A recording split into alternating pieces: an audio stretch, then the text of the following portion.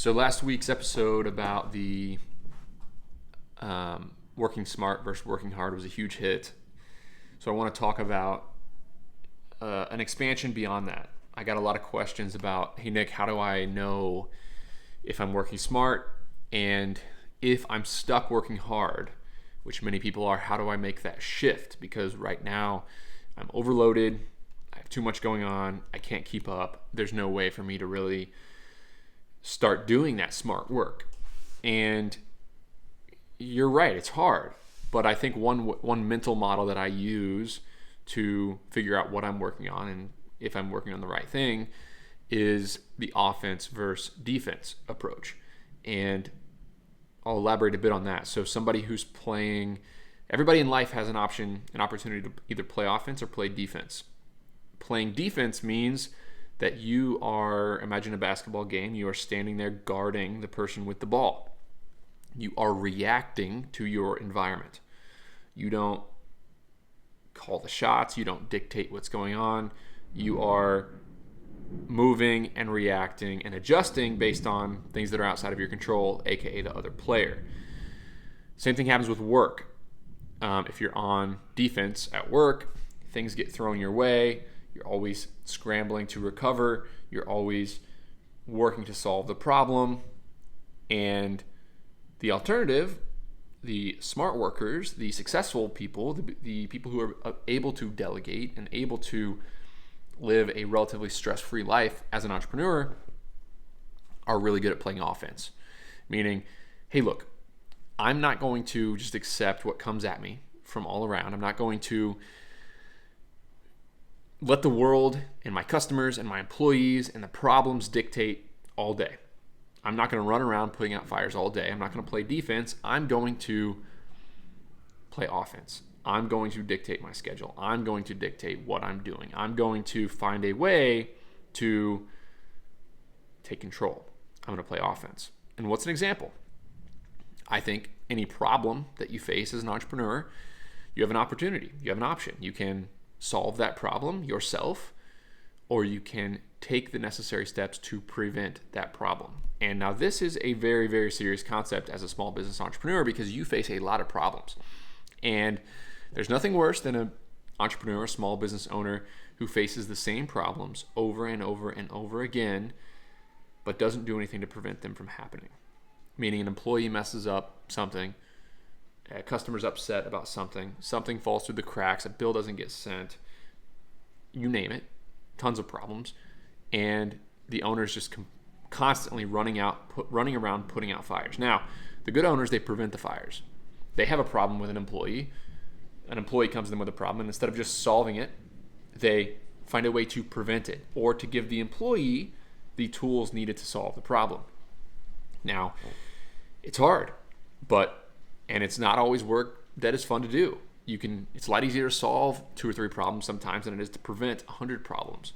So it's all about doing that work, playing offense, and doing that work, that 2 hours of work that saves you 200 future hours of work. Putting a process in place, building a system, giving an employee a tool. And a good mental model that I like to use is an employee comes to you with a problem. It says, hey, Nick, here's my problem. They walk into your office, they say, this is my problem. And imagine a monkey. This is from Dave Ramsey's EntreLeadership, one of my favorite books. Imagine that employee has a monkey on their back. They walk into their office, they tell you their problem. That monkey jumps off of their back and onto your desk. It is now your problem. Your entire day got interrupted, and you have to play defense against that monkey that's there. It's a problem. You have to do something. You're reactionary. You have an option. You can say, get out of my way. I'm going to solve this problem. That's what most small business owners do. Most small business owners do. They're not that good at delegating. They're not that good at taking the time to tell employees how to solve the problem. They're going to get out of my way and solve it. It's easier. Okay, get out of my way. I'll solve the problem. Whereas a good leader, a good entrepreneur, finds a way to get that monkey off of your desk and back on the employee's back. So you are going to solve this problem yourself. I'm going to give you the tools to solve this problem. What don't you know? So when an employee comes to me with a question, says, Nick, here's the problem with this self-storage facility. We don't know what's going on. How would you solve that problem? I come right at them with a series of questions. How would you solve the problem? Don't come to me with a problem unless you have a potential solution. I'm not telling you not to come to me with a problem. I'm not neglecting you. But what I want you to do is think for yourself about our company, our company's goals, what we're trying to do here, and what you think would be the best way to do something. And so next time they come at me, and instead of the monkey jumping off the back onto my desk and it being my problem all of a sudden, I'm asking them what they would do to solve the problem. Now, some synergies start to happen with that, and one of them is that you learn a lot about your employees. You learn which employees can solve problems because they come to you with problems and good solutions. And you say, yeah, that's great. I would actually do it the exact same way. Good job. Or they come to you with a problem and their solution is non-existent. They're frazzled. They're in a panic. And it's obvious that they are out of their depth when it comes to that problem. And also, I say that, but it could be your problem for not giving them the tools or the training to succeed. So your goal as an entrepreneur, if you are going to shift from doing hard work to smart work, is going to be playing offense. Hey, this same problem happened to me 10 times last week. My employees keep coming to me with these same 3 problems. All right, I'm going to set aside some smart work time. I'm going to set aside 10 hours a week for the next month to preventing those problems, to building systems so that those problems don't keep coming at me.